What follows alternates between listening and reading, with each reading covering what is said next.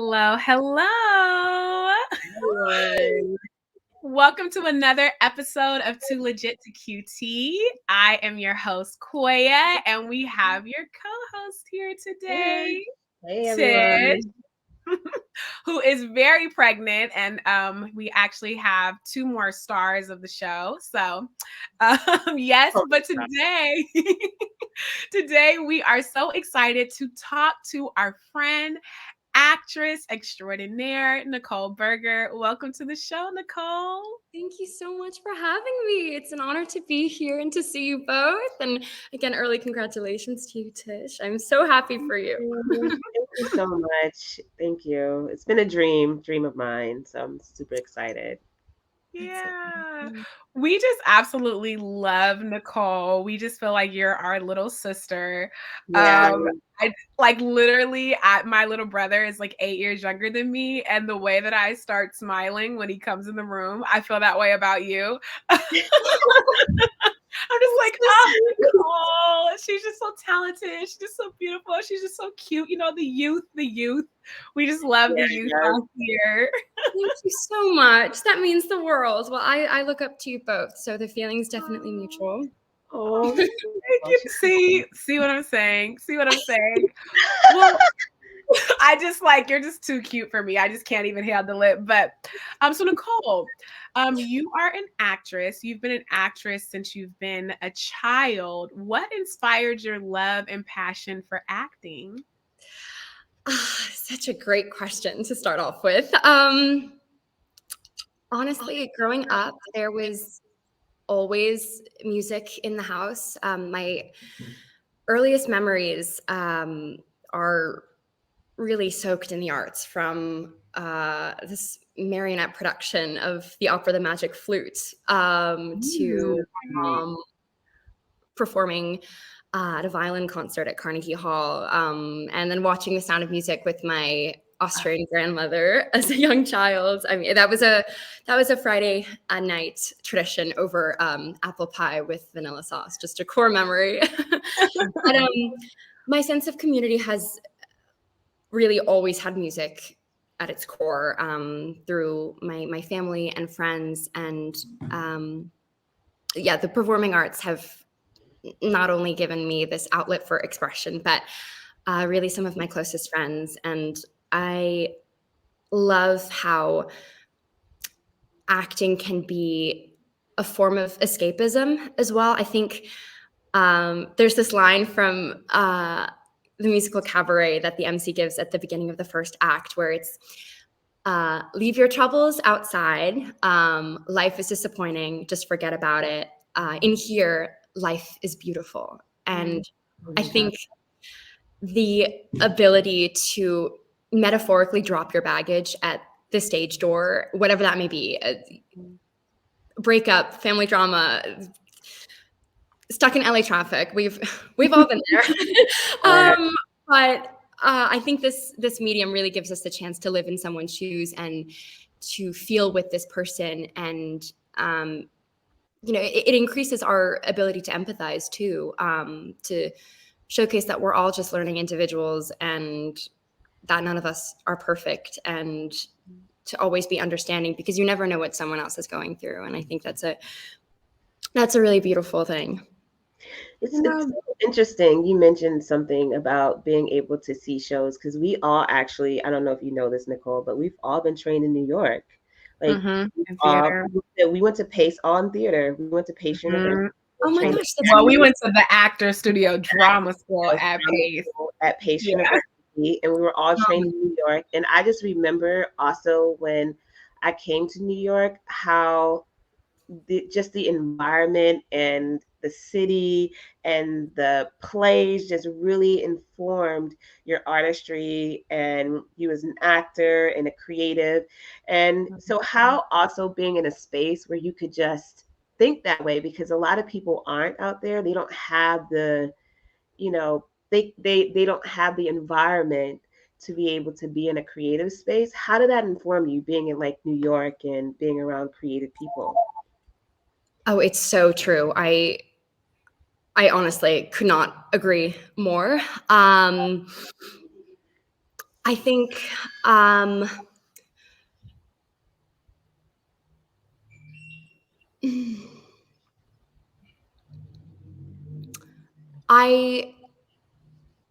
was a drama major at LaGuardia, High School of Performing Arts, where I had a minimum of 20 hours of drama a week, from like scene study and text analysis to stage combat even. And LaGuardia really gave me this foundation for the acting world. In a theater sense, and I really, really enjoyed being surrounded by other like-minded students. And I think my time there was definitely monumental in my experiences as a performer. Just living in the epicenter for live theater and just immersing myself in that culture and world was invaluable to me, for sure. Yeah, and if you don't know LaGuardia, if you ever seen Flash, I mean, anybody knows the movie. It's based on the school LaGuardia. So she literally went to like the ideal creative school. Like if you want to be like, if you're out there, you want to go to a school that's like amazing. LaGuardia is really amazing. Like it's creatively, it's just amazing. Like if you meet people from there. So it's really, you really had like a really great experience to be able to experience that school. It's just like it's a dream to everybody. If you're creative, it's a dream to go to LaGuardia. Oh, yeah. Definitely. And I think the most vital part of my time there was the honor to work with Miss Warden. I mean, the faculty is phenomenal. She was my main acting teacher for our main drama block during the day, and she called our class her honeybees, and we knew her as our mama warden. And she was just such an inspiration, and to this day continues to give me unwavering support in all that I do. And I'm just so appreciative to have had the pleasure of learning from her. So yeah, I talented to get in LaGuardia. Let's just put that out there, guys. So hold on. You got to be talented to get in LaGuardia, guys. So let's just give her flowers, because it is no easy feat to get into that school. So let's just say it, like she beat out probably like the rest of the country to get into that school. top tier talent, cream of the crop. Thank you. That's the world basically. It's not even just like the United States. It's like literally everybody from around the world just applies. I think like people, even I've heard people who don't live in New York who like their parents will relocate them to New York to go to that high school. So it definitely is very prestigious. You mentioned Cabaret and like him, the character saying like leave your troubles and your baggage at the door. I definitely think that theater can definitely be a source of escapism, but also like a sanctuary. When I was a child, my parents were they were divorced, and I remember I had like a musical background similar to you, Nicole. I like studied classical music for like years, and I like sang opera and all that. A lot of people don't know that part of my history. But I remember they were like, well, if you go this track, then you're going to know what you're going to do for like 5 years and 10 years, and you can't eat this and you can't drink that. And because it causes mucus. And I was like, no. I'm not, that's not my truth. That's not my story. That's not my journey. I'm not going to do that. So I moved to musical theater, and my mom actually put me in a local community theater. And I just remember before, like my personality always like not having this sense of belonging. Like I always felt like I was a little bit different. And then when I went there, I was able to meet other kids, other teenagers and young adults. And like you said, it really was a place where it didn't matter what was going on at home. It didn't matter what I was dealing with at school. That was like my sanctuary. You know, we were building sets and we were learning our lines and we were just doing our thing. And it was just a place where everything was like safe and you could be who you were. And they were like, more. Have you ever like felt we had a teacher, actually, me and Tish, we were in grad school, where she called the outside world civilians, and she said, like, we were artists. I And I was like, oh, this is the problem here. I'm not the problem. They're the problem. Well, Yeah, not problem, but I'm not different. They're different. And they don't understand that I am just a different being. I think differently. I feel yeah, differently. And my whole body is my instrument. You know, It's this vessel, yeah. it's a vessel, and you have had, like, the opportunity to use your vessel in various different ways. I had the pleasure of meeting you at the Runt premiere. hmm, You played Cecily alongside Cameron Boyce, and, you've really become, like, an advocate for epilepsy, awareness, and all of these things. Like, can you tell us a little bit about your experiencing working with Cameron Boyce, may he rest in peace, on yeah, set, and your advocacy for epilepsy? Absolutely. My time with Cameron was such a blessing. His laugh was just infectious. I remember it to this day. And the way he cared and appreciated his art is just so palpable in all that he does. And Mhm. um, he was a consummate professional in all ways, and just one of the most genuine people I was blessed to know and work with. I remember being on set, and we we would raid the coconut water and rap along with the BIG and other cast members, and just talk about our future aspirations for creating. He just loved to create art, and I really learned so much from him during our short time together. And I know Cal was really his breakout role. So he was extremely proud of this film, and what it stood for, and those involved in it. At Mammoth Film Festival, actually, where the film first premiered before COVID, I had the pleasure of meeting his family for the first time. So Libby, Victor, his beautiful sister Maya, and how committed they were to raising awareness about epilepsy, which really inspired me in the mission of the foundation, of the Cameron Boyce Foundation. So I really wanted to give back and help the family in ways that I could. So we actually just released a college informational spreadsheet. I'm currently doing some research on epilepsy representation and social media, and on the silver screen, and other public platforms. And we're aiming to create an epilepsy friendly event in the spring of this coming year. And I'm also really hoping to bring some of these initiatives to the Harvard campus and greater Boston community next year. So I'm very grateful to have been a small part of his continued legacy, and honored. yeah. And I just so we love can let people know, Cameron passed away of epilepsy, guys. So he, this was his last movie, right, Nicole?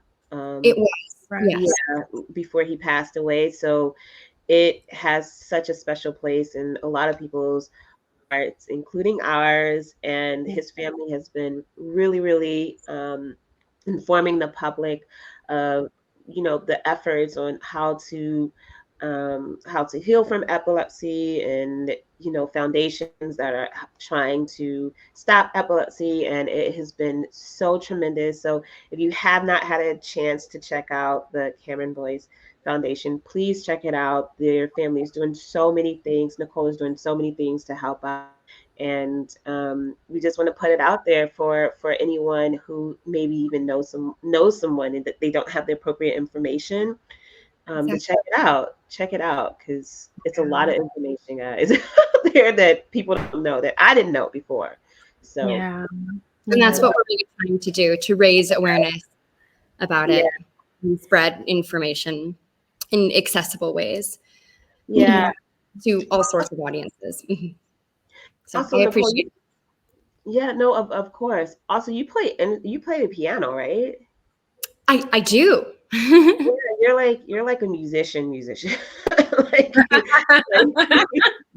like I think that, like when I first met you, I saw there was like a clip of you playing the piano. And I have to recall it was a clip on your website. You were playing the piano, and I think your dad told me that they actually used Oh, your footage, right, of what you actually played, right? yes, that was in a film called All at Once, directed by John Abrahams. That was my first experience playing a lead role. I play the character of Grace Clark, who's a piano prodigy, and the film's about 9/11. But I think I was 11 when we did that, and all the piano playing you hear in the film is not dubbed over. It's me playing live. So that was a very special opportunity, Yeah. um, to be able to combine my love for acting and classical music is something I will always treasure. Definitely. So thanks. I love that. Did you see yourself being a musician though? Do you ever? Because a lot of actors they go on to like do like things in music or or they go over to the music industry like Selena Gomez. She did that, right? Demi Lovato. A lot of yourself kind of like being one of those people that transitions into music. Absolutely. Like, yes. We got to put it out there because you never Yeah. know. Yeah, you never know. Yeah. I like that. Yeah, definitely. Doesn't Lizzo like play the violin? Like No, she The plays the flute, I flute. think. the Plays the flute. Sorry, yes, the flute. She Yeah, plays the She's flute. amazing. Oh my gosh. She plays the flute. Yeah, you're right. One of my best friends actually was a backup dancer for Lizzo's number at Coachella a few years back, and so that Oh, I think I saw that on your Instagram. And she had like it was like a yellow kind of like leotard top, I think. yes, it was this like Yeah. little mustard color crop. Exactly. Yeah. Oh, okay. Okay. I That's didn't so know that cool. was your bestie. Okay. Yes, that's Amanda. She's amazing. I love her. it. I love it. Does she sing also or? We met on set for a science fiction short called Allie's Realm. Right. Yeah. So as well. I love But that. yeah, she's Yeah. such a Awesome. I could totally see you though. I could see you on the stage, like playing for Lizzo, playing the like, yeah, that right? Like you doing like a whole musical number like that. I was Are we like, yeah, manifesting this for I'm Nicole? Like in like manifesting. 5 years when Yeah. you're like this pop sensation, we're like, we said it first Yeah. at Just a QT because we believe in her and her hopes and goals and dreams. Oh And my we are God. manifesting this. Yeah, we're gonna manifest that because I could totally see that. Like you got all that talent, and Like there's a no Mandy Moore. Like a Mandy Moore. Oh, I love Mandy Moore. That's the biggest compliment ever. Thank you so much. Or what's the one girl with American Idol, McPhee, Catherine McPhee, like in that kind of Oh yeah. realm, because they are really compelling actors, but I mean they can sing, like. Well, yeah, and she has such a great musical talent. We saw I found Catherine that out. in Waitress on Broadway a few years back, and she was just stellar. I think I cried more tears than she did during She Used to Be Mine. I wanted to see Waitress, but it didn't happen. I kept like saying when I was living in New York, I was like, I'm gonna go, and then I just never went. There's so many shows that I didn't see that I really wanted to. There was another it was Sarah Bareilles who was in Waitress on Broadway. Yes. I love She's the lyricist, and she starred as Jenna as well for a limited time. All of those albums.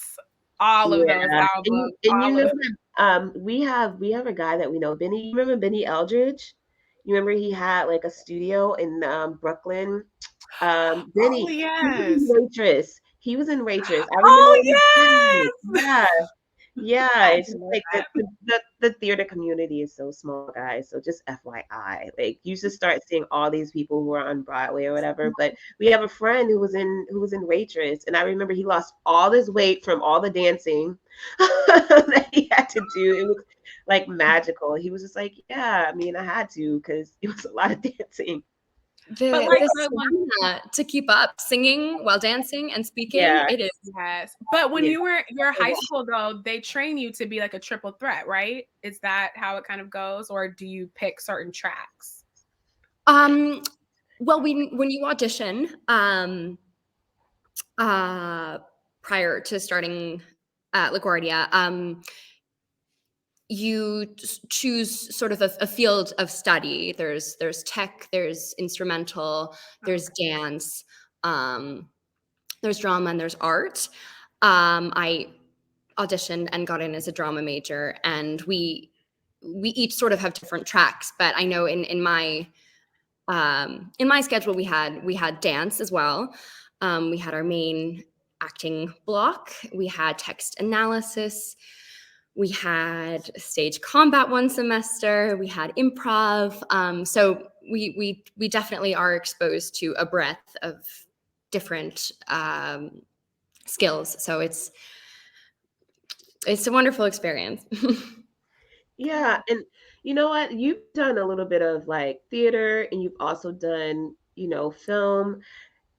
Like what's the difference do you find between doing theater and film? Because there definitely is like I find like in theater there's like a different community, like the energy of the audience is different, and then in film it's more so like you have to wait for your audience to really like see the performance and then wait, like it's such a long wait period in film to really see how people love your performance. Like what has been like your experience with that?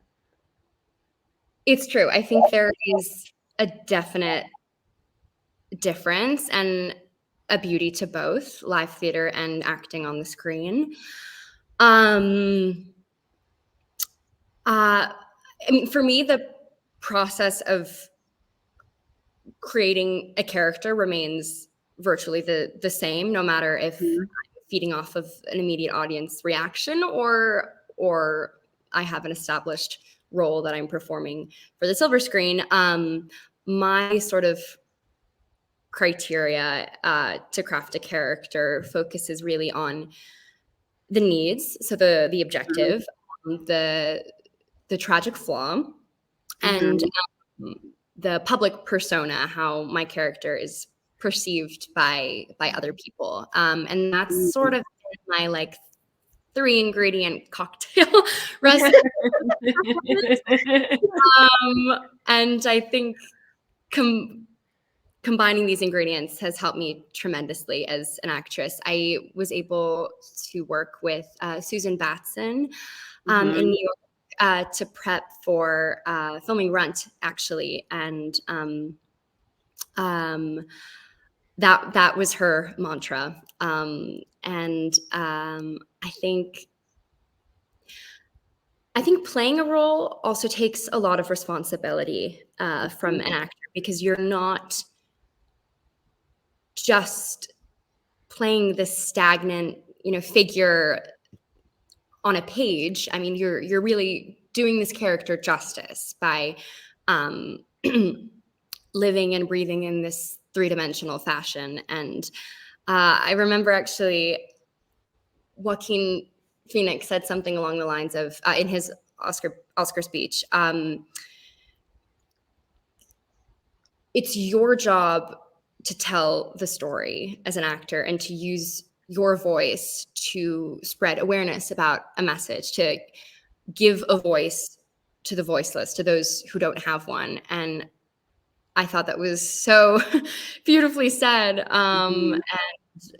and just highly telling. So I love that. Yeah, And you've been so you've had the opportunity to be on some film sets.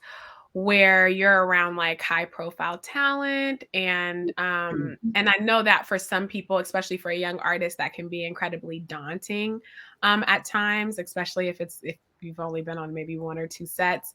Um, what you were actually in, and I actually watched it.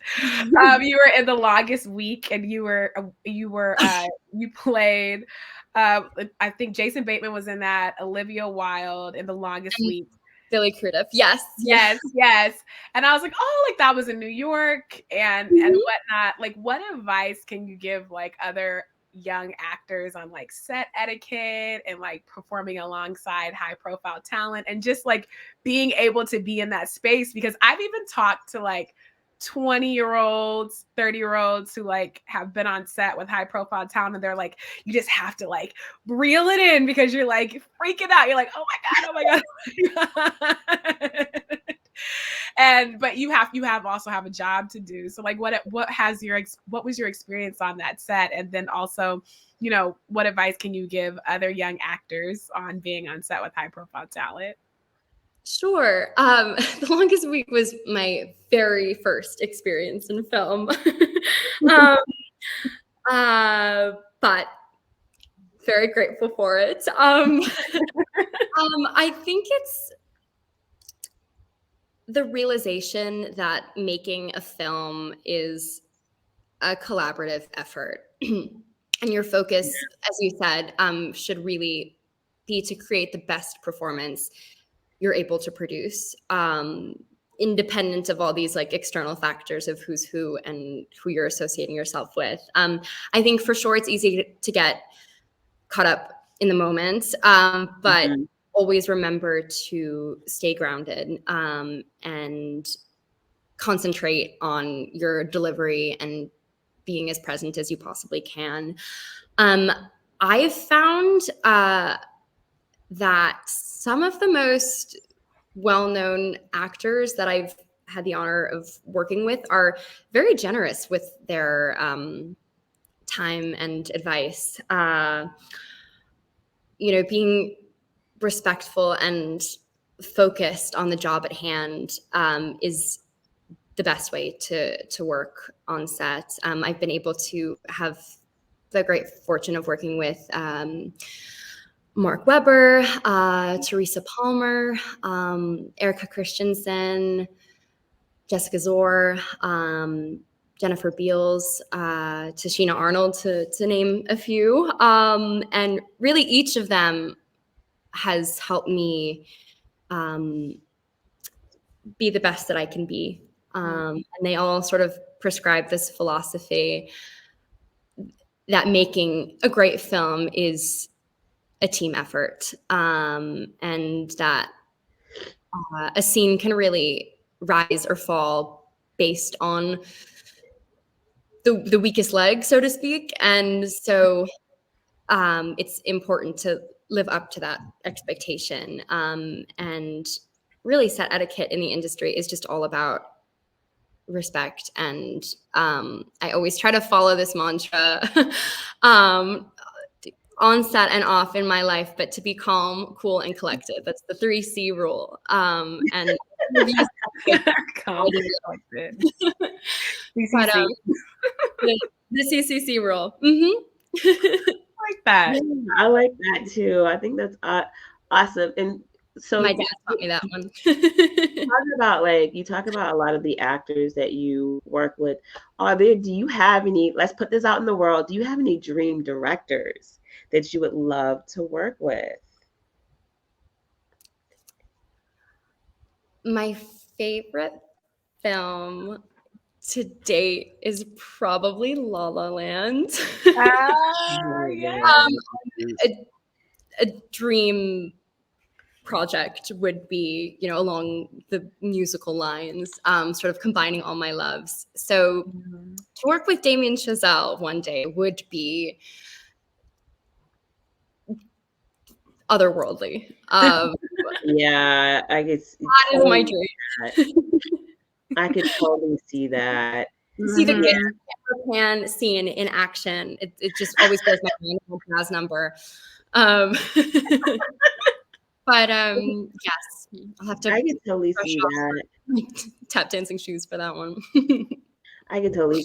I always wanted to work when before Chicago, and I'm a millennial, so before the movie Chicago came out, I was obsessed. I was like, I'm gonna do Chicago one day. I'm gonna do Chicago, and like I was obsessed with the musical. And when they did it with Catherine Zeta-Jones without me, I was young though. You I know had what? 15. I was Not 15. without you.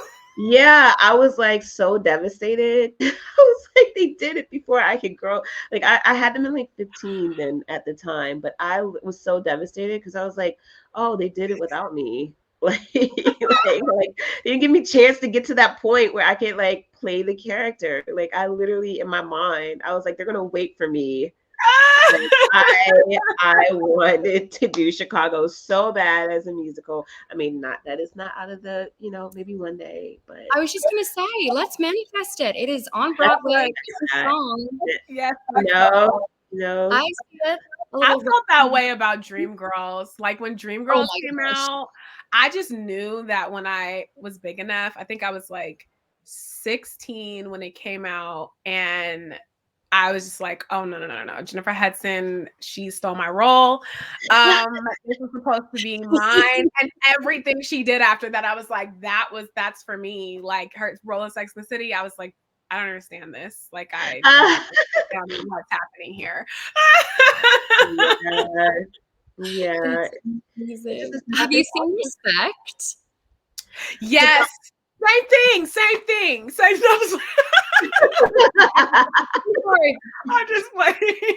I opened a wound. I'm so sorry. Respect. Now, Aretha, I was like, okay, because I'm at the community theater that I was at, we were actually like workshopping Dreamgirls. So I really felt some kind of way when they made a movie about it, but all of my friends took me, like a lot of them, they were older. We were doing a queer Christmas carol at New Conservatory Theater in San Francisco.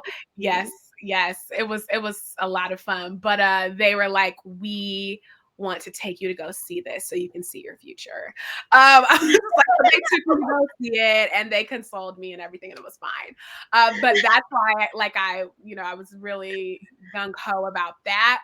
But Respect, I mean, Aretha, I can't touch that. Like maybe Dreamgirls, Effie, but Aretha, I was like, no, Jennifer, J Head, you have it. That's yours. But everything she was doing up until that, after that, I was just like, I just feel like they just forgot about me. I don't think they knew what I knew.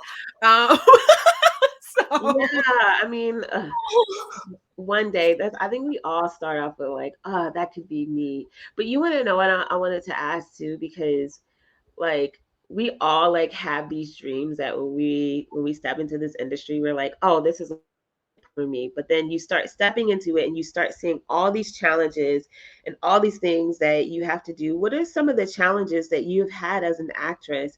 Especially, I'm going to say this, especially we have to put this there as a young woman, because there are so many challenges these days, so many expectations, so many things that they want you to do on Instagram and blah blah blah. And like, what has people been some of your thinking challenges? that they can, and then also people knowing that you're young and impressionable and trying to feel like they can change you because of that. Yeah, like what has been some of your challenges? Oh, definitely. I always try to remember why I do what I do, and I respect myself enough to know my boundaries, and to be honest and to maintain my moral compass. And that's just vital, no matter the circumstances. Uh, from my perspective, I think the greatest challenge for a young actor is the process of auditioning. I mean, trying to get noticed from hundreds of well-qualified performers is a huge challenge, as it is, but especially early on in an actor's career. And I mean, the pandemic completely changed the process overnight. From in-person, in-studio readings to at-home self-tape auditions.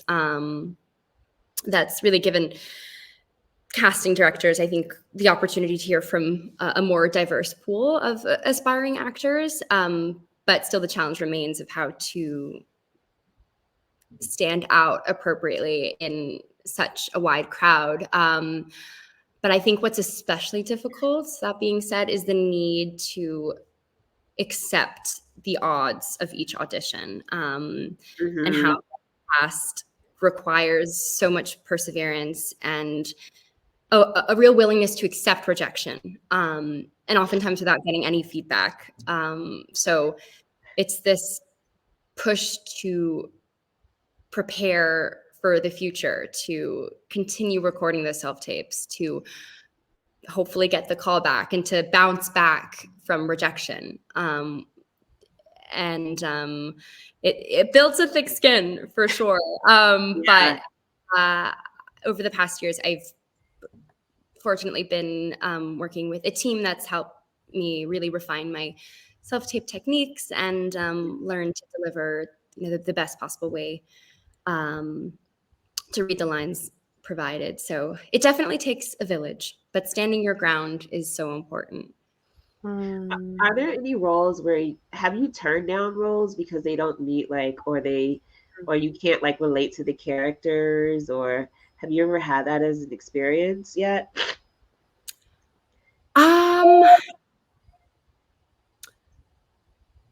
Not so much the mental process of getting into the lens of this character, but there have been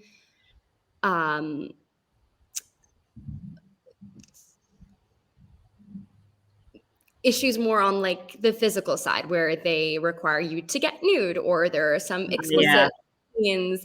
And in the past, I have sort of looked past those. Because you need a body double, girl. They got whole body doubles. You know what I mean? Exactly. There was what was the movie Benefits? Friends with Benefits. It was Justin Timberlake and yes. Yeah. She had there was a scene where she had to jump in the bed. That was a body double. She was like, yeah, I'm not gonna do that. Give me a body double. And they got her a body double. So, a lot of people. Julia Roberts is like that too. And I love Julia. Yeah. And then also with you're keeping your age also and taking your age into account. I know that when I was doing theater and I was 16 and 17 and in San Francisco, I know that some people were like, yeah, just not yet. I don't even want to go there just yet. I don't want to do any intimate scenes. Maybe even if it is a body double, they're like, I remember taking this acting class where they were like, it's nothing wrong with having values, and if you just have to figure out what your values are and what you think is or is not okay, and you can't just say yes to everything because you just want to get the role. You have to be very clear on what you're okay with and what you're not okay with, because there may be somebody else out there who they are okay with that, and that's fine. But as an actor, you have to make those personal decisions yourself. And sometimes it may not even be nudity. It could be I don't want to handle certain subject matter. I remember one class, they were like, we don't want to handle anything with abuse because it might be triggering. He was like, I think that the acting coach was saying if you were a victim of abuse, then maybe you should, if you're not okay with touching that subject matter, to that you tell your agent I don't touch this stuff. This is not in my compass, and it's okay. Because sometimes people, they're a little bit afraid to say, I don't want to do this, I don't want to do that, because they feel like they're not going, their agent they may not present them certain roles. But I do think that it's important to figure out what that is for yourself.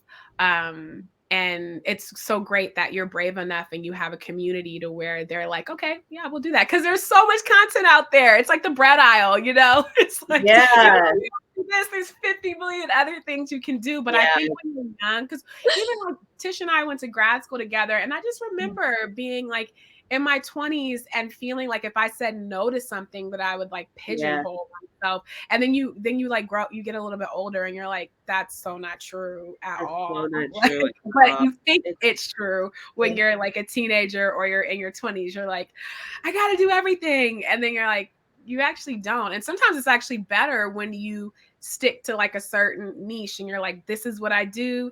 This is the range, this is the compass, and you well, gotta stay there.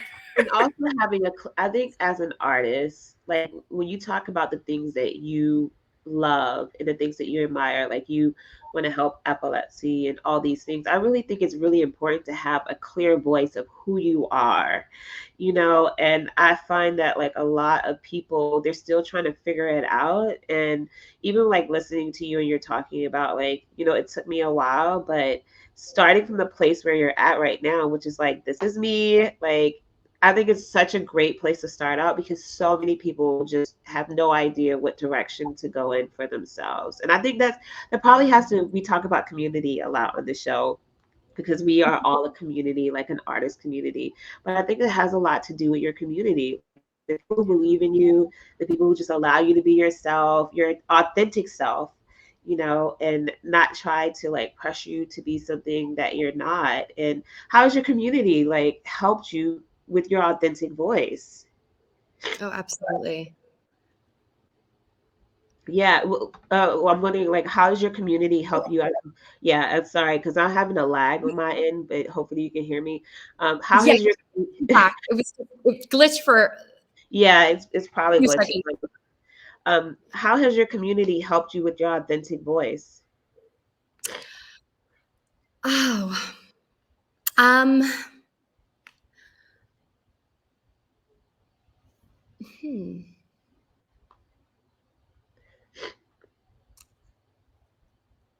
Like you mentioned a little bit about you had like your acting teachers, and you have like Susan Baston, who was amazing. Yeah. Baston is all about authenticity.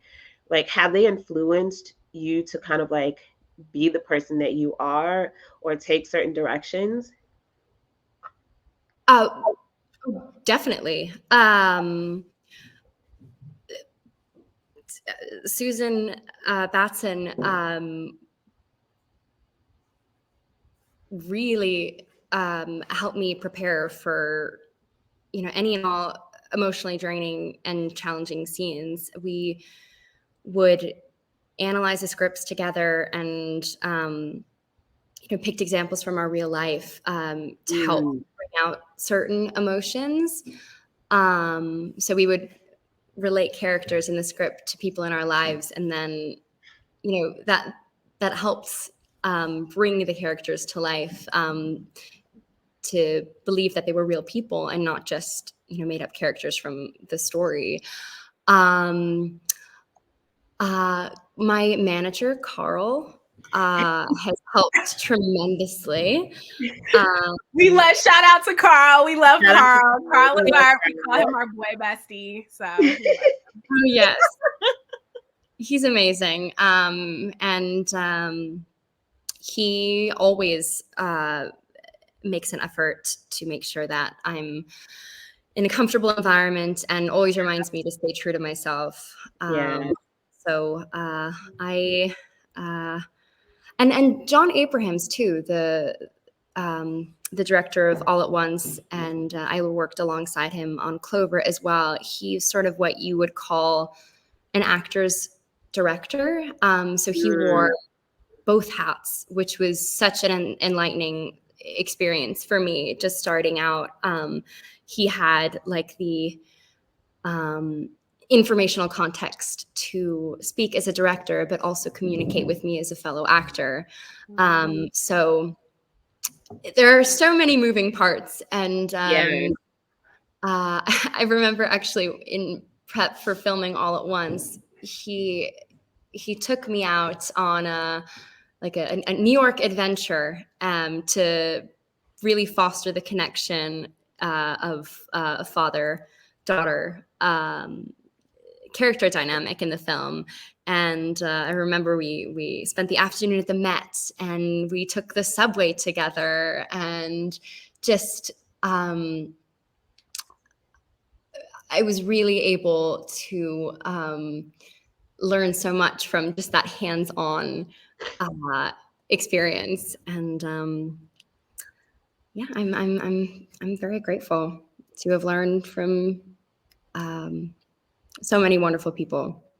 And they've definitely shaped me into who I am as a performer, but also as a person. And it seems like you're staying, like, I think also with your age, I think if somebody probably asked me, like, how am I finding my authentic voice too, now that I think about it, I think that I'm just now at 33 finding my I'm just like I'm just thinking about it right now, and I'm like, I think I'm just now starting to kind of find my authentic voice. I don't, which is definitely like motivation and inspiration, and Yeah.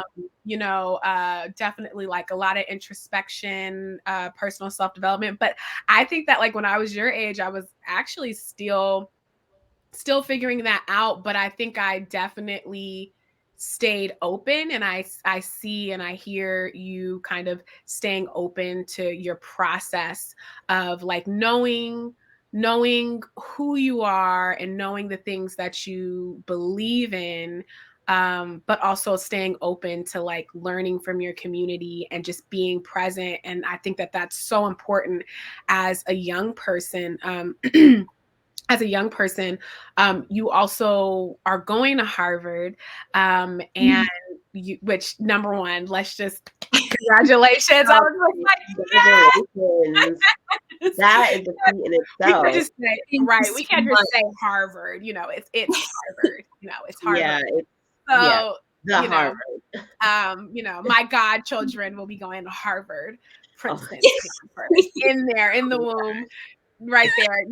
They hear me. But I know that can be incredibly daunting as a young person. I mean, I even remember applying to grad school and undergrad. I have a theater background like you, and I also got my master's in theater as well. And that's such a daunting process. Like, I got rejected by, like, NYU, and, like, University of Washington asked me to do, like, and like I did what they told me to do. I did my 2 scenes, and then they're like, well, do you have anything else? And I was just like, maybe August Wilson. And I was like, wait, what? And it, like, threw me for a loop. And I just remember that process being, like, incredibly daunting. How are you able to, like, pick the school that you wanted to go to? Because it's right now, it's a lot about, like, part of finding your authentic voice is also about a lot of choices, right? That mhm. will shape you. I mean, Tish, I don't know if you know, but she has a background in economics and then got her master's in theater. So there are Mhm. these things that happen along your journey that shape who you are as an artist and as a person, and they help you find your authentic voice. And I think you're in that season in your life. Definitely. Like, can you tell us a little bit about, like, the audition process and just how you were able to say, like, this is the place for me. I think I want Harvard to be a part of my story and my community. 100%. And first, to double down on what you were saying before,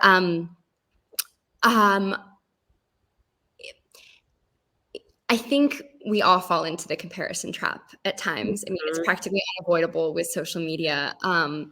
But, and in the same vein as what you were saying, making the conscious effort to tune out the noise, because there is no use really in comparing yourself to what, society deems as, like, unacceptable, or, like, the idealized or the right way to do Yeah. anything, and realizing that it's not a productive usage of your time, and to, instead fixate your time to nourishing yourself. I mean, and doing the things that make you feel happy and fulfilled. I think that's just so important, making that conscious decision.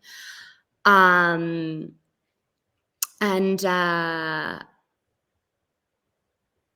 oh, in terms of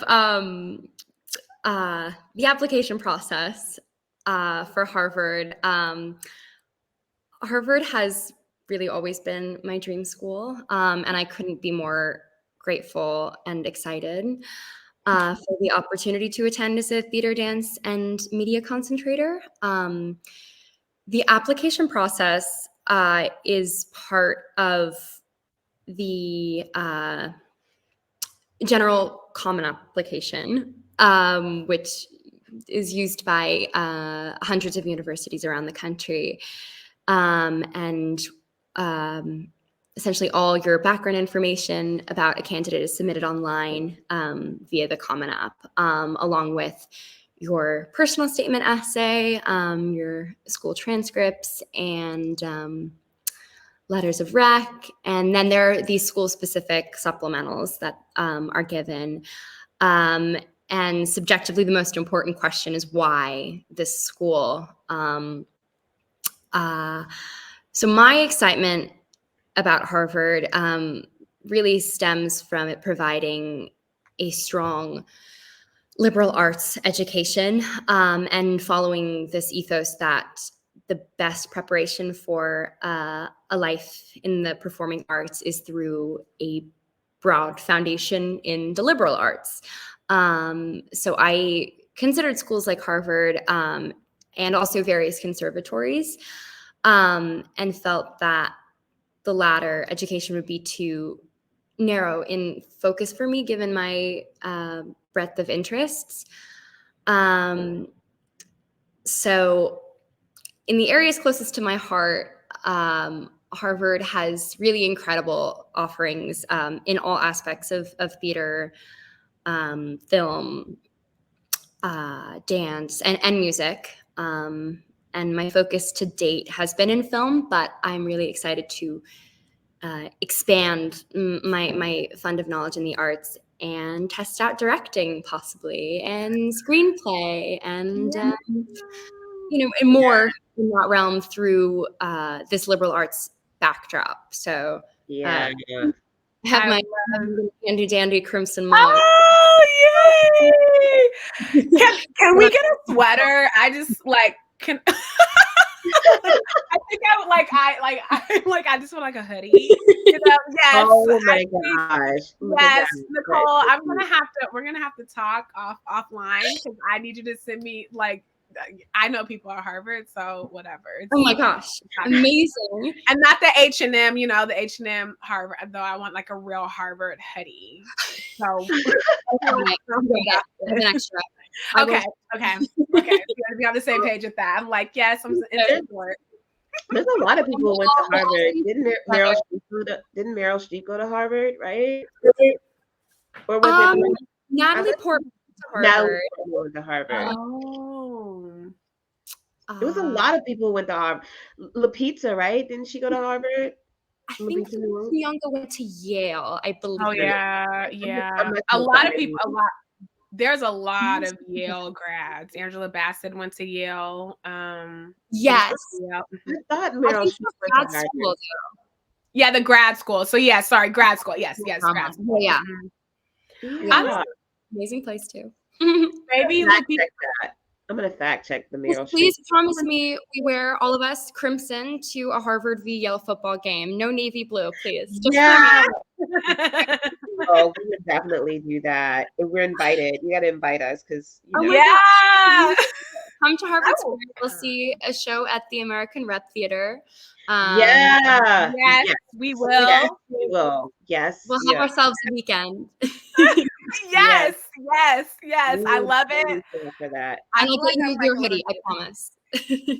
Oh yeah, we're gonna talk about that, because Yep. That's an aspiration of mine. I was literally in H&M the other day, and I was like, no, I want a real Harvard hoodie. I was like, absolutely not. So this is manifestation. I feel like this is a sign. And I'm going to get it. Oh, yeah, we need little baby Harvard onesies. Oh my God. Let's do it. Oh yeah. I'm writing this down. I would cry if I got Harvard onesies. Nicole, we're gonna talk offline. This is happening. We're gonna talk. I'm going to the official Harvard website now.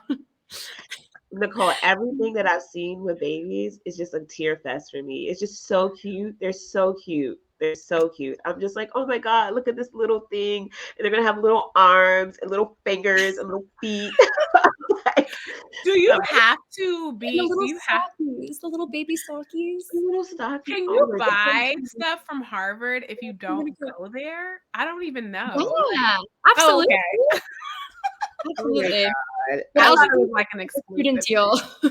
oh thing. my Oh, God. yes. Yes, So we're all on maybe I'll that. discuss. We'll make a little group chat. Oh my Yeah, on God. It's like Instagram. the little What are we it's doing with so this? cute. Everything's so I cute. love I'm telling you.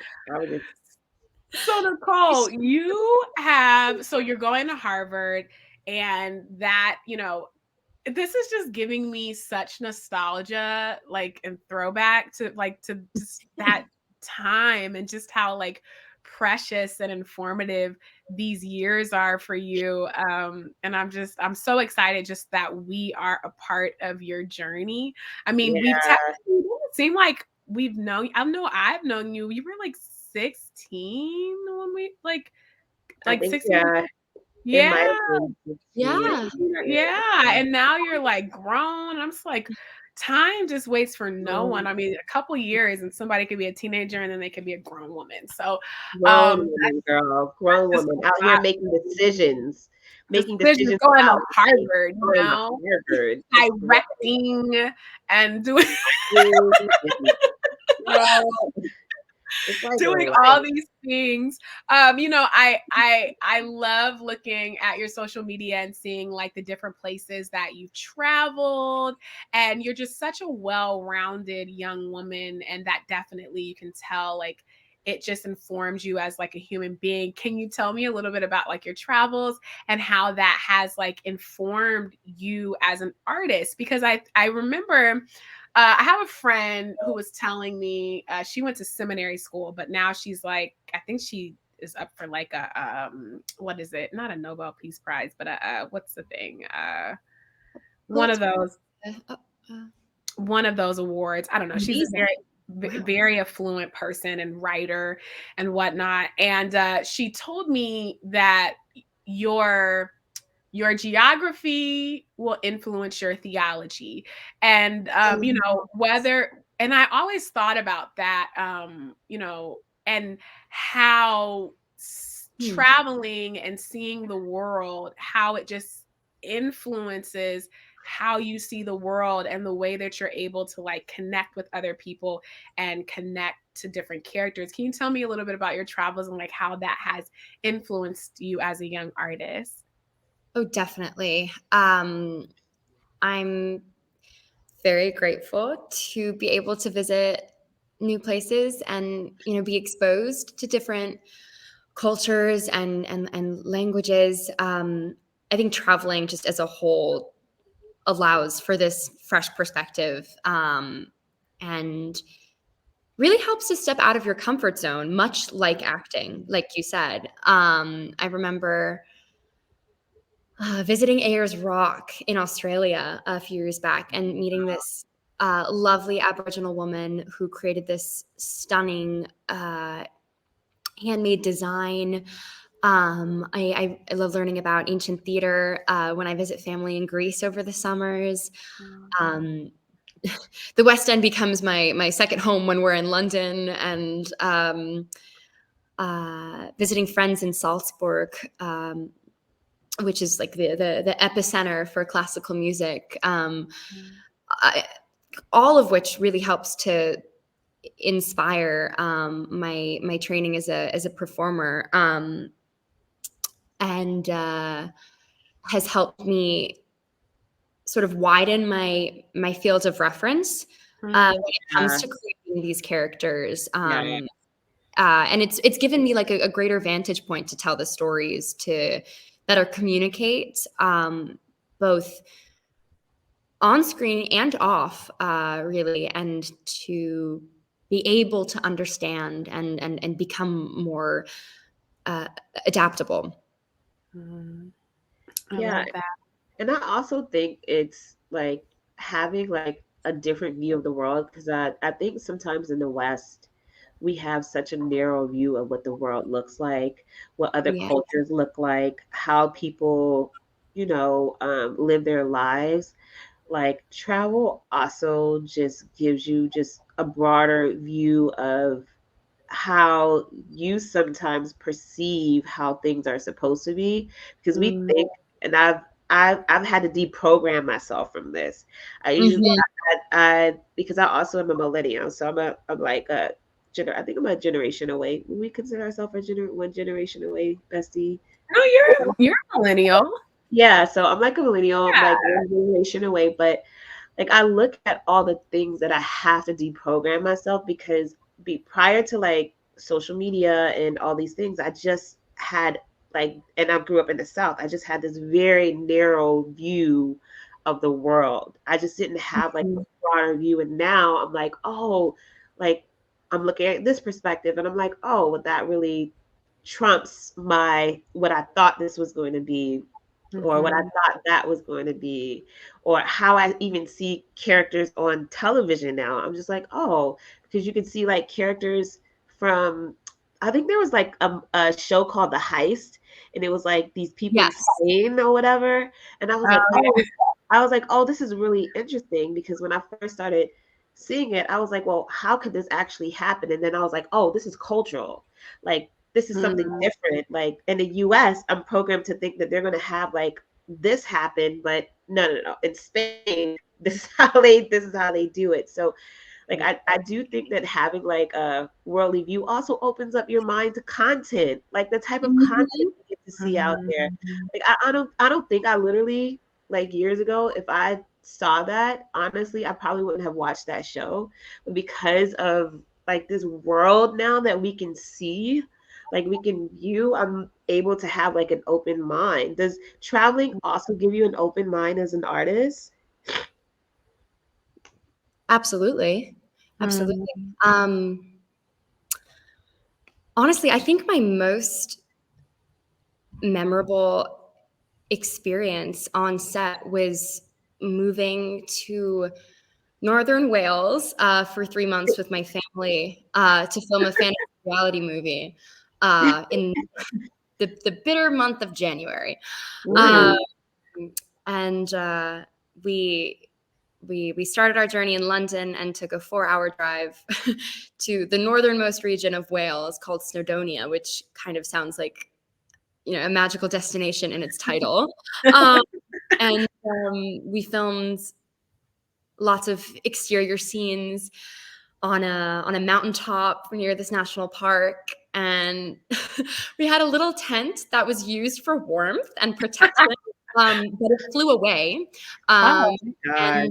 and the heaters arrived the last day of production, so that was very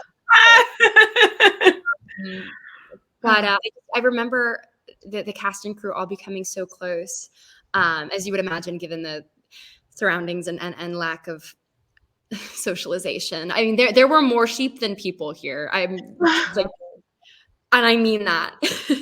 Oh The my saving grace was a Domino's pizza just up the way, but like anything else was like miles and miles away. um, but yeah, we had traditional Welsh food cooked for us, fresh by a family that owned a local farm. God. Um, and we did karaoke sessions during dinner and would belt out to Adele to end the workday. And it was really such a kind environment and international community to be a part of. So Yeah. um, it taught me a lot, Mm. and I'll be forever grateful to have had that experience. Yeah, Mm. because over here, like no, like when you were talking about the tent flying away, because I'm a line producer, that would everybody would have stopped the set, they'd have I stopped know. the project, they'd have been like, "This is unacceptable," and it's like it would have been like a whole situation. It would have End been of like, the world. this is unacceptable, and this is this, but like you said, when you get into these other cultures, you'll find that it's not probably that big of a deal. Like they're like, oh, this is just a win. It's not that big of a deal. And over here, they're like, the win. It's 40 miles an hour. We're going home. I know. Like, come on, I guys. know. Really? It's just a And little bit different. our little lead was a 3-year-old boy. So we were very much a family oriented community. So um, I love that. all in Yeah. this together type of High School the Musical take on things. Not High School the Musical. I also know that like being in my 30s, people are having like, at least amongst my friend group and just people that I feel like are between 30 to 40, they're all having like these self realizations that they're like, I have to really realize that all people don't think like me. Like Yeah. literally the way that their mind works Exactly. is totally different than mine. And it's like this self-realization as like I mean I know we should know that, but I also think when you are well traveled you really can see, no, certain people like really don't think like me, they really don't do the same things that I do, the things that are important to me are not important to them, and like vice Right. versa. But I also think that that can be incredibly helpful when you're trying to create a character, because you're like, no, this makes perfect sense for this character because this character can do this and that and this, because there are people out there where that is the train of thought that leads into action. So I just think that that's so great that at a young age you've been able to travel and kind of like Yeah. really immerse yourself in those experiences. And I know when you win like your Oscar or like Grammy one day, it'll be like Yeah. all these little I was things. gonna, I was gonna say it's probably gonna play because when you have conversations like this, right? And I've been doing this for a while, it's like you're probably gonna play a character from one of these regions. Like I could see that happen, and then you're gonna have such a great understanding of like based on your experience on how to navigate that other people won't be able to, because when you're going through auditions and as a line producer and producer, I see thousands and thousands of auditions. You always want just a sense of authenticity or understanding of the world of these characters, and I think travel allows you to do that, so that you don't have like sometimes when people come in and they have auditions, they literally are doing a replica of something that they've already seen on TV instead of having like an authentic like perception of the character. So I think it's only going to serve you as Mhm. an artist to have all of these experiences, because art imitates life. We always say that. Mhm. It is the representation of our own Go. experiences. So yeah, I mean, that's great, girl, because I'm telling you, like a lot of people, and I watch these auditions. A lot of people, they just, especially now that you're saying the content is being brought in, they just don't have the worldly view to Right. be able to even keep up with the amount of content that has a worldly view. Like content now has a worldly view. So I Yeah, think it's only especially going with to serve you. Netflix. Mhm. Yeah, it's only going to serve you as an artist, Mhm. as you continue on your journey to, keep having that, diverse perspective and inclusive perspective of, you know, different people. So, but congrats for that, because it's hard to find. I'm telling you, it is not an easy thing to find. Yeah. Yeah. Thank you. Well, we are approaching the end of our podcast, but we know that not only are you our friend, but you are also now part of our podcast community. So we know that you will be coming back Yes. when different projects that you do. Maybe you're directing, producing, acting, Yes. all of the above. You will be here. Thank you so much. This was such a blast. Yes, and we Yeah. love you so much. But we do ask everybody, we have a question each season that we ask people. And, this season, we just really want to promote other people's films and just, things that have films from the past, films that are happening now, that are streaming out now. And so we are asking everybody, if you could only watch one film or TV show for the rest of your life, what would it be? I think you kind of answered that question earlier with La La Land, but maybe you want to throw out something else. I don't know. That's up to you. Oh, that's such a great question. But I'd have to say Mamma Mia. Yes! Yeah. Still my karaoke song. I pretend I'm on my world ABBA tour when I'm in the shower. Like I live, breathe ABBA. Really good music. It's really I think it's fitting. Mamma Mia. yeah, it's really great music in Mamma Mia. You know, Yeah. Mamma Mia. Here we go again, Mama. How can I? Yes, go Nicole. Have your microphone water bottle. I think we should go on tour. We have our I am ready. I told you about girls. I will do it. If I can get a Chicago two-step in there somewhere, then I totally will do it, because I'm telling you, like, I am manifesting that one day. Wait. Okay, wait. I got it. We will do like a rendition or reimagine modern day that has components of Mamma Mia, Chicago, and Dreamgirls. We will write the script. We will collaborate. So we are manifesting yes. That would be a dream. That would be a dream. This is our next podcast. Yeah. Maybe we'll make it into like a holiday show, because people love stuff like that. I love that. A Hallmark show. I think that will be a gap year well spent on my end. Yeah, I like that. I think Trevor would love to hear about that one, actually. I will give us a little plug. Yes. Yeah, I'm with it. Look, Tisha's wheels are turning. Don't get it is. You see it? I'm like, come, really? And it's very profitable, because you already have like a built-in audience. So people who are fans of all three shows will automatically watch it. So it's not a hard marketing pitch. Yeah. I think we need to throw in a little original number. Maybe Lizzo can step in. Oh, yeah. You on the piano in like a tutu with sneakers and Lizzo on the flute. Yeah, I like that. I'm seeing it. My wheels are turning too. This is great. Okay. Food for thought, and we're gonna workshop it for your thesis, your senior year thesis at Harvard. So yes, I'm gonna put it in Sundance. Cambridge won't know what hit them. But we are coming to the end. But Nicole, make sure you stay on a little bit longer. We always tell people that. Yes. Oh, and also, if people want to follow you on social media, Nicole, can you shout out your social media handle? Yes, of course. My Instagram handle is @official Nicole Berger. I'm also on Facebook as well as Nicole Elizabeth Berger. And my website is www.nicoleberger.com. So, thank you so much.